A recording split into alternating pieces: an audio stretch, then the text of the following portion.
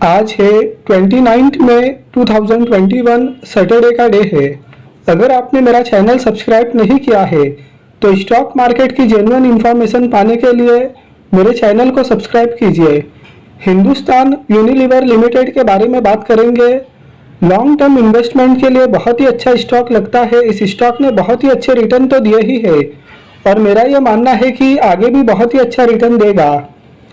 मार्च 2020 में जब market crash हुआ था और निफ्टी अपने हाई से लगभग 39 to 40% गिर गया था, उस समय हिंदुस्तान यूनिलीवर में जो गिरावट हुई थी वो अपने हाई से सिर्फ 25% के लगभग हुई थी।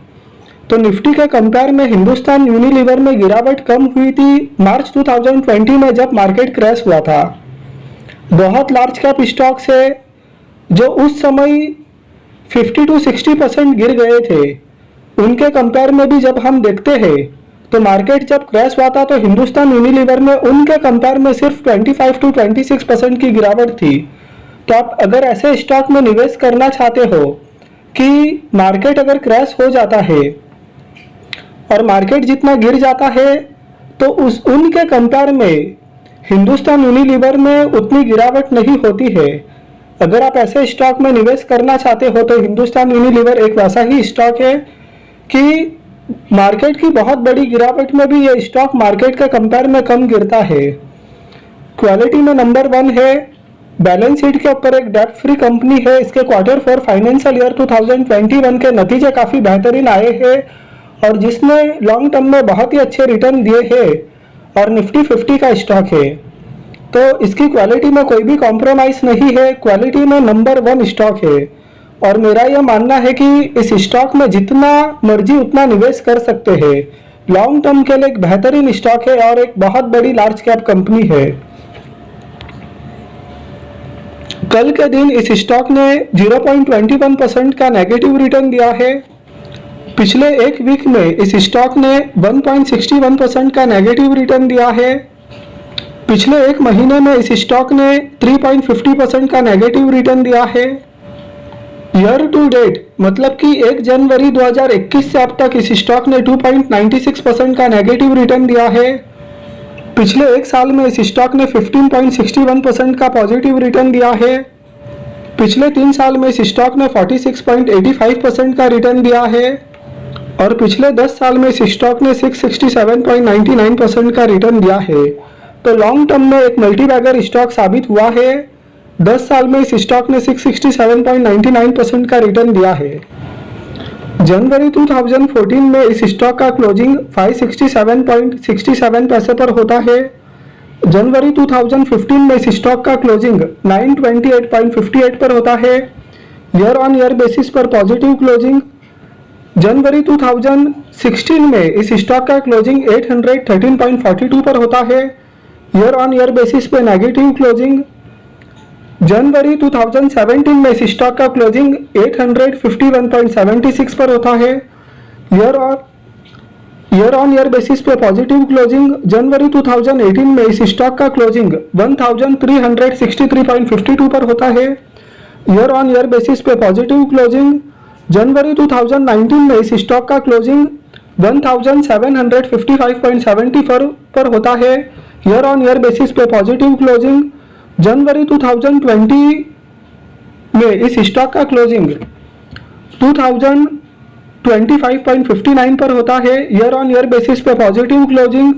जनवरी 2021 में इस स्टॉक का क्लोजिंग 2263.90 पर होता है। ईयर ऑन ईयर बेसिस पे पॉजिटिव क्लोजिंग। और कल के ट्रेडिंग डे में इस स्टॉक का क्लोजिंग 2323.70 पर होता है।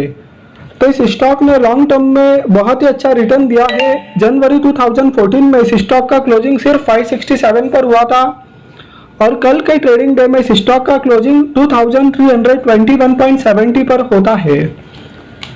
तो लॉन्ग टर्म में इस स्टॉक ने बहुत ही अच्छे रिटर्न तो दिए ही है। एक जो सबसे अच्छी बात है वो ये है कि इस स्टॉक में कभी भी कोई बहुत बड़ी गिरावट नहीं हुई है। यहाँ तक कि जब मार्च 2020 में भी निफ्टी अपना हाई से 39-40% गिरा था, तब भी ये स्टॉक अपना हाई से सिर्फ 25% के लगभग गिरा बहुत बड़े बड़े लार्ज कैप स्टॉक्स अपने हाई से 50-60% गिरे। उन स्टॉक्स के कंपेयर में भी इस स्टॉक के अंदर गिरावट सिर्फ 25 या 26% के लगभग हुई। तो अगर आप ऐसे स्टॉक में निवेश करना चाहते हैं जो ज़्यादा वॉलेटाइल नहीं है, जो कंसिस्टेंट रिटर्न देता है, जो क्वालिटी में नंबर 1 है और जिसका रिटर्न देना तय है, तो हिंदुस्तान यूनिलीवर एक ऐसा ही स्टॉक है। फाइनेंशियल ईयर 2021 के क्वार्टर 4 के नतीजे कैसे आए थे ये देखेंगे। रुपीस यहाँ पर करोड़ में दिए गए हैं और मार्च 2020 का कंपैरिजन मार्च 2021 से होगा और पिछले क्वार्टर दिसंबर 2020 से भी कंपेयर करके देखेंगे। टोटल इनकम मार्च 2020 में 9,425 करोड़ और मार्च 2021 में 12,542 crore. Year on year basis पे बहुत अच्छा जंप। और पिछले क्वार्टर की बात करें दिसंबर 2020 की, तो टोटल इनकम था 12,235 करोड़। तो ईयर ऑन ईयर बेसिस और क्वार्टर ऑन क्वार्टर बेसिस दोनों में टोटल इनकम में बहुत ही अच्छी जंप है। प्रॉफिट फॉर द पीरियड मार्च 2020 में 1,512 करोड़ और मार्च 2021 में 2,190 crore. Year on year basis पे तो बहुत अच्छी जंप है प्रॉफिट में। पिछले क्वार्टर की बात करें दिसंबर 2020 की, तो प्रॉफिट था 1,938 करोड़। तो क्वार्टर ऑन क्वार्टर बेसिस और ईयर ऑन ईयर बेसिस दोनों में प्रॉफिट फॉर द पीरियड में बहुत अच्छी जंप है। ईपीएस मार्च 2020 में 6.98, मार्च 2021 में 9.31। ईयर ऑन ईयर बेसिस पे बहुत अच्छी जंप है। पिछले क्वार्टर की बात करें दिसंबर 2020 की, तो ईपीएस था 8.24। तो ईपीएस में ईयर ऑन ईयर बेसिस और क्वार्टर ऑन क्वार्टर बेसिस दोनों में बहुत अच्छी जंप है। तो फाइनेंशियल ईयर 2021 के क्वार्टर 4 के नतीजे हिंदुस्तान यूनिलीवर ने बहुत ही अच्छे पोस्ट किए थे, जिसमें ईयर ऑन ईयर बेसिस और क्वार्टर ऑन क्वार्टर बेसिस दोनों में बहुत ही अच्छी जंप है। Total reserves and surplus 47,199 crore, बहुत ही अच्छा improvement year on year basis पर।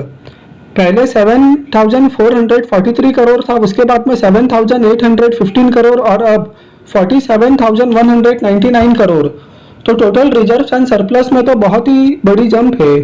लॉन्ग टर्म बोरिंग्स कुछ भी नहीं है, जो कि बहुत अच्छी बात है। शॉर्ट टर्म बोरिंग्स भी कुछ भी नहीं है, जो कि बहुत अच्छी बात है। Cash and cash equivalence 4,321 crore, cash and cash equivalence भी बहुत अच्छा है। और total assets 68,116 crore. Year on year basis पे बहुत ही अच्छा इंप्रूवमेंट है। तो बैलेंस शीट के ऊपर कंपनी की सिचुएशन बहुत ही स्ट्रांग है कि कंपनी के ऊपर लॉन्ग टर्म बोरिंग्स और शॉर्ट टर्म बोरिंग्स कुछ भी नहीं है। एक डेप्ट फ्री कंपनी है, कंपनी के ऊपर किसी भी तरह का कोई कर्ज नहीं है। तो एक डेप्ट फ्री कंपनी है और बैलेंस शीट के ऊपर कंपनी की सिचुएशन बहुत ही अच्छी नजर आती है। हिंदुस्तान यूनिलीवर का मार्केट कैपिटलाइजेशन 5,45,762.50 करोड़ है। एक बहुत बड़ी लार्ज कैप कंपनी है। फेस वैल्यू 1 रुपये का है। ईपीएस 33.85 का है। पीई 68.61 का है। रिटर्न ऑन इक्विटी 16.77% का है। तो फाइनेंशियल पैरामीटर पर एक शानदार कंपनी है। प्रमोटर्स के पास में 61.90% का स्टेक है। पब्लिक के पास में 38.10% का स्टेक है। प्रमोटर्स प्लेज होल्डिंग की कोई भी समस्या नहीं है। म्यूचुअल फंड्स की 362 स्कीम्स ने इस स्टॉक के अंदर 3.32% का स्टेक ले रखा है। 1183 फॉरेन पोर्टफोलियो इन्वेस्टर्स ने इस स्टॉक के अंदर 14.95% का स्टेक ले रखा है। इंश्योरेंस कंपनीज ने इस स्टॉक के अंदर 4.20% का स्टेक ले रखा है। जब हम इस स्टॉक के अंदर इंस्टीट्यूशनल इन्वेस्टमेंट जोड़ करके देखते हैं, mutual funds, foreign portfolio investors और इंश्योरेंस कंपनीज, तो ये टोटल हिस्सेदारी निकल कर आती है 22.47% की। तो इस स्टॉक के अंदर इंस्टीट्यूशनल इन्वेस्टमेंट बहुत ही स्ट्रांग है। तो यहाँ पर मेजॉरिटी शेयर होल्डिंग प्रमोटर के पास में है और प्रमोटर प्लेज होल्डिंग की कोई भी समस्या नहीं है। तो ये स्टॉक फंडामेंटली बहुत ही स्ट्रांग है। फाइनेंशियल ईयर 2021 के क्वार्टर 4 के नतीजे काफ़ी बेहतरीन आए हैं। बैलेंस शीट पर एक डेप्ट फ्री कंपनी है कि कंपनी के ऊपर लॉन्ग टर्म, शॉर्ट टर्म किसी भी तरह का कोई कर्ज नहीं है। एक डेप्ट फ्री कंपनी है और इस कंपनी ने लॉन्ग टर्म में बहुत अच्छा रिटर्न दिया है। और मार्केट जब क्रैश हुआ था उस क्रैश के कंपेयर में इस स्टॉक में गिरावट बहुत कम हुई थी। जब बड़े बड़े लार्ज कैप 50-60% गिरे थे मार्च 2020 में, उनके कंपेयर में भी इस स्टॉक में गिरावट काफी कम हुई थी। तो आप एक ऐसा स्टॉक में निवेश करना चाहते हो जो बहुत ही स्ट्रांग है और जो रिटर्न भी काफी अच्छा लॉन्ग टर्म में दे सकता है, तो हिंदुस्तान यूनिलीवर एक ऐसा ही स्टॉक है और ये स्टॉक डिविडेंड भी काफी अच्छा देता है। तो आप अपनी एनालिसिस कीजिए, रिसर्च कीजिए, अपने फाइनेंशियल एडवाइजर्स की सलाह लीजिए और तब भी आप इसमें निवेश कीजिए। वीडियो आपको पसंद आया हो तो लाइक कीजिए, चैनल को सब्सक्राइब कीजिए। Thank you.